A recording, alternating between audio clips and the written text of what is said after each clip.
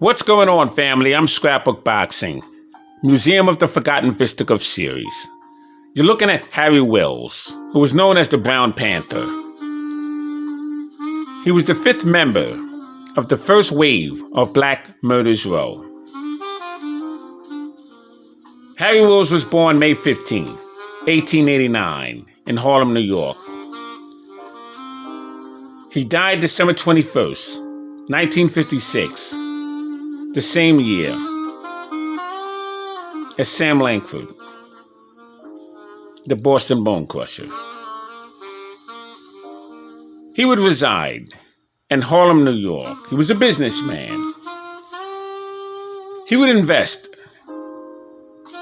into businesses and apartment houses after his retirement in 1932.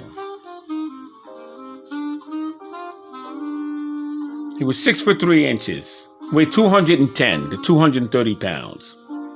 He had a total bout career of 130 fights, 89 wins, 49 knockouts, 10 losses, and 4 draws. You could find Harry Wills in Billy Grubb's gym, located on 116th Street in Harlem, New York. It would be there where you would also find the Leaperville Shadow, George Godfrey. You would find the Harlem Thunderbolt, Harry Smith, the Pride of Harlem, Jack McVeigh. You would find Canada Lee and a young man in time by the name of Smitty, Walker Smith, Sugar Ray Robinson.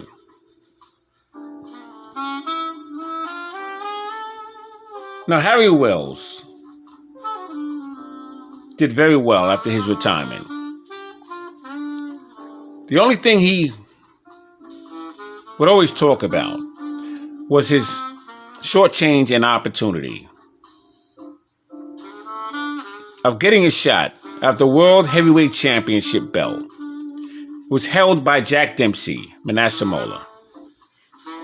You see, Harry Wills and Jack Dempsey had a binding contract in 1924. Jack Dempsey would refuse to honor his contract, and he would be escorted out of New York. Jack Dempsey could not fight in New York ever again. Now, he opened up businesses in New York, but he couldn't fight in New York. 1920, Jack Dempsey would take on Bill Brennan. And that was a great opportunity for the promoters there. At that time, Tex Rickard. Because New York would be introduced into a brand new government body. A new set of rules would apply. You would now have the Walker Law. And those rules were carried over from the AEF, America's Expeditionary Forces. The New York SAC and the NBA would now take part in boxing, 1920, 1921. Harry Wills knew for sure that he would get his opportunity. You see, Harry Wills had faced Joe Jeanette 2 separate occasions between June 9th, 1914 and July 1st, 1913. He fought him in New Orleans, 10 rounds, no decision. Between May 1st, 1914 and January 19th, 1922, he would take on Sam Langford 22 times. Between July 1st, 1913 and May 31st, 1926, he would face Jeff Clark, who was known as the Joplin Ghost, 8 times, from New Orleans and Cleveland, Ohio.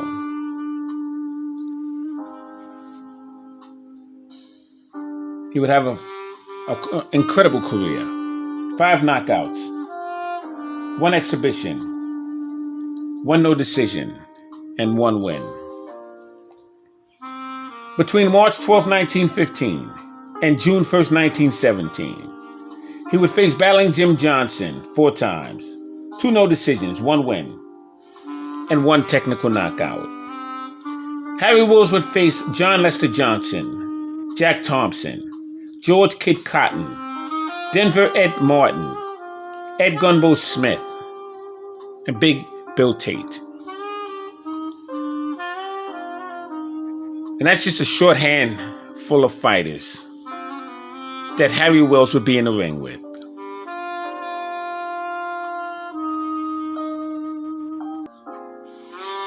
But Sam Langford would take on Harry Wills 22 times.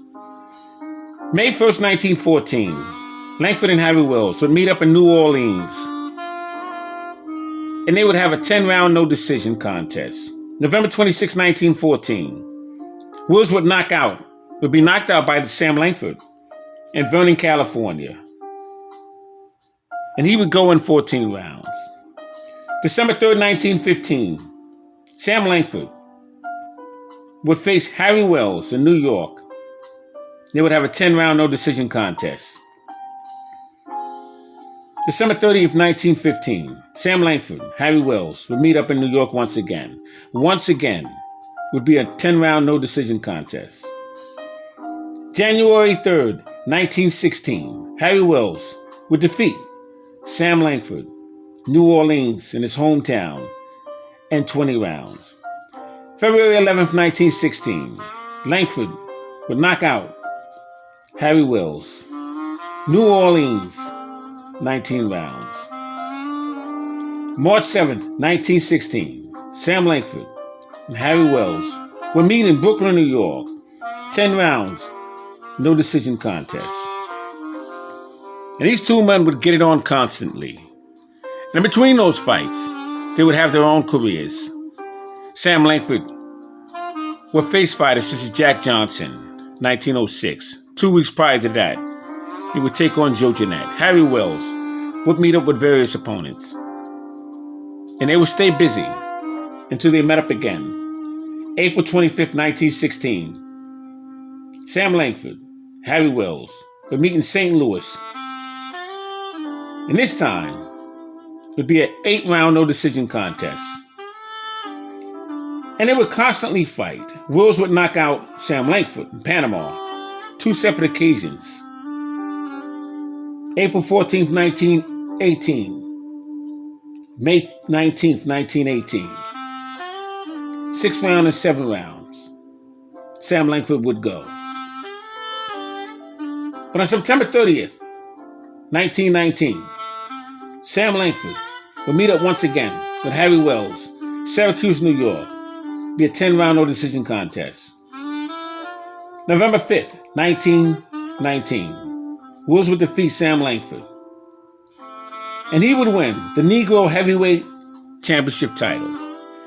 And that name would be changed to the Colored Heavyweight Championship title.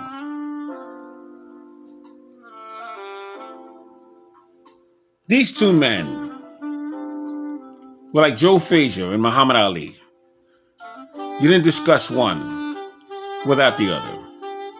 They were outstanding dance partners. And neither one of those men would get a fair opportunity at the World Heavyweight Championship title. Now, they both were colored heavyweight champions. In fact, Sam Langford would own those titles 5 separate occasions.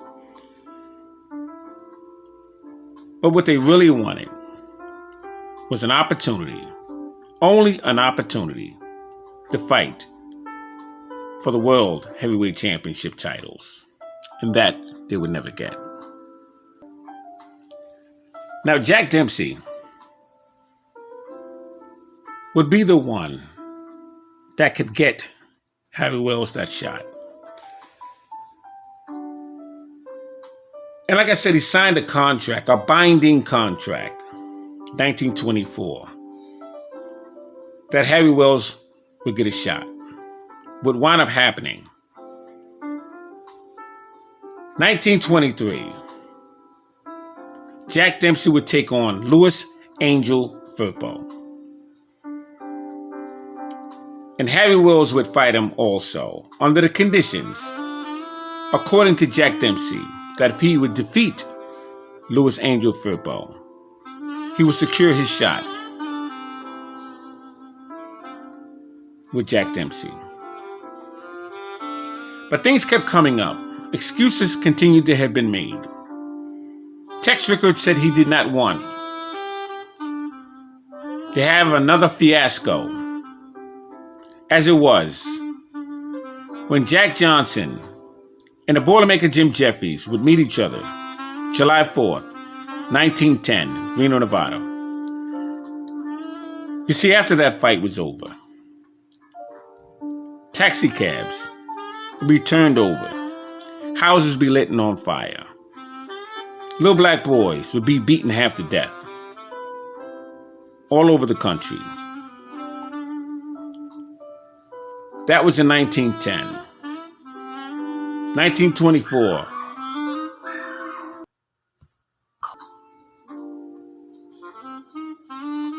When Jack Dempsey and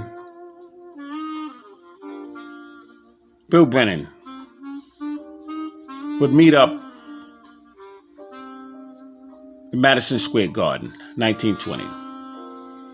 But after Jack Dempsey would refuse to honor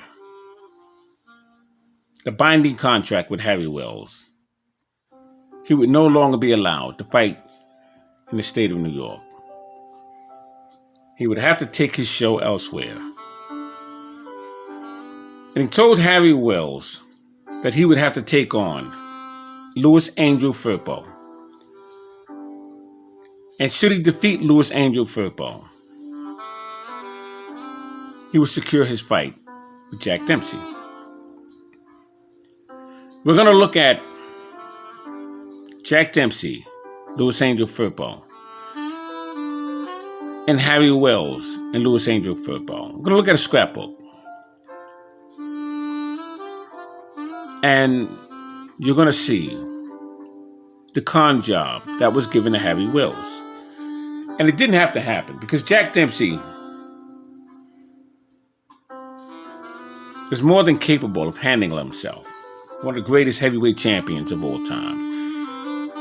But his career would never be complete. It took off 3 years, voluntarily. And he avoided Harry Wills and Sam Langford. He said he would not defend his title against a black fighter. For that reason, I put Jack Dempsey in a different category. It's unfortunate for him because he was a phenomenal fighter. But that's where your legacy lies, when you don't take the fights that you should to secure your legacy.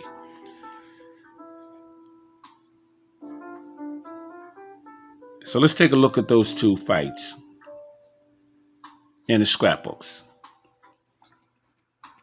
The moment has arrived, and here they are in the ring. Firpo, the wild bull of the pampas, in his corner. Jack Dempsey, the popular champion, brings a roar from the crowd. Both are calm, each confident he will come out the winner.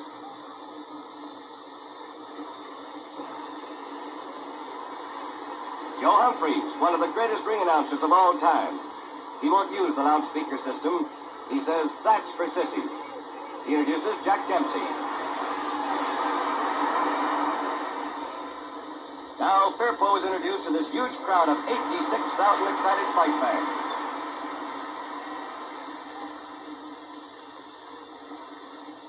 The instructions by the referee. Everyone is tense with excitement. Round one. Dempsey doesn't wait to start swinging. He's in there to make it short. Dempsey in the white trunks. Firpo in the black.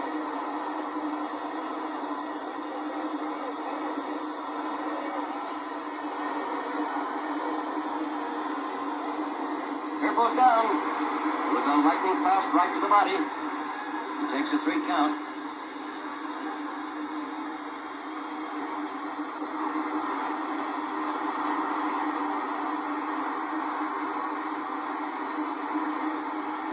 Firpo hanging on.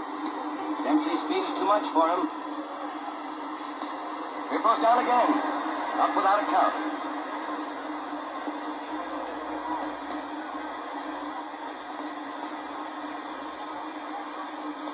Dempsey knocks him down a third time. Firpo takes a 1 count. 3 knockdowns by Dempsey in the first round, not even half over.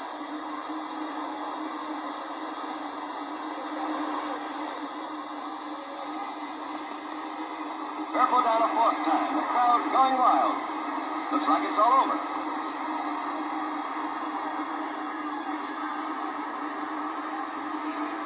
Up at 9 and down again, the 5th time. But he won't stay down. Firpo like a wild bull, enraged by pain. Now, Jack Dempsey and Louis Angel Firpo knock each other down 9 separate occasions. Down again for the 7th time in this first round.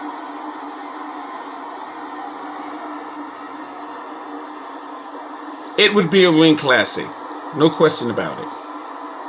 Dempsey can't put him Louis Angel Firpo was from Argentina, a wild bull, and he really is. and he was known as the Wild Bull of the Andes.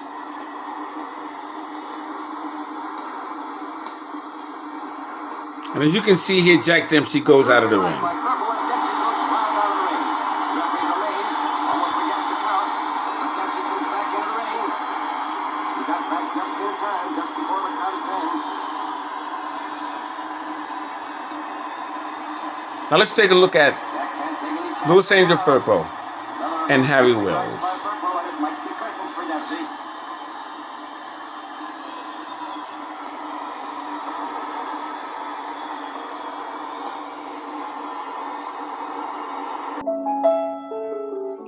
Now here you have Harry Wells to your left, Louis Angel Firpo to your right.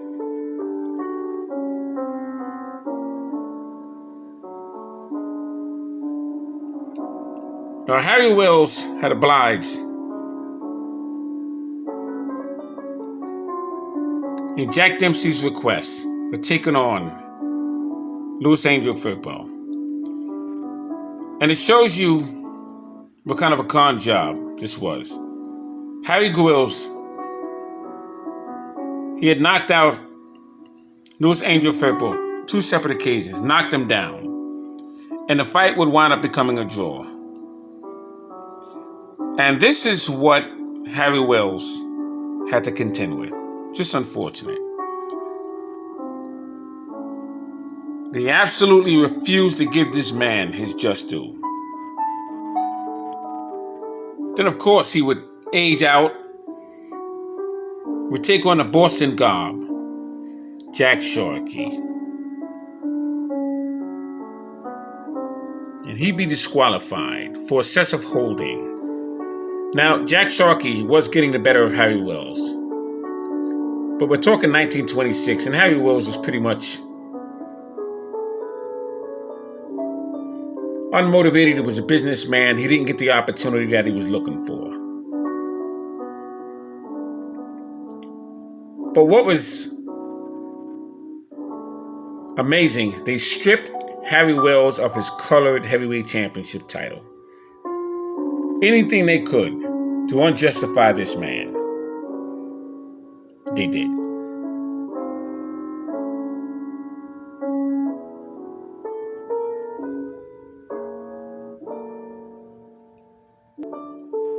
Now, I don't have the fight. I don't even know if it exists on film. With Jack Sharkey and Harry Wells. But it just goes to show you.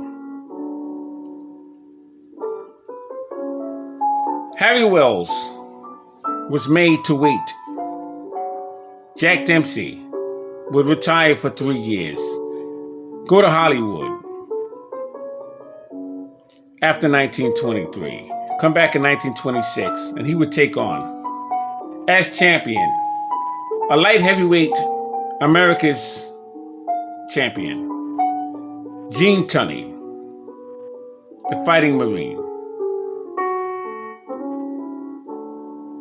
And those 2 men, Gene Tunney and Jack Dempsey would make a fortune.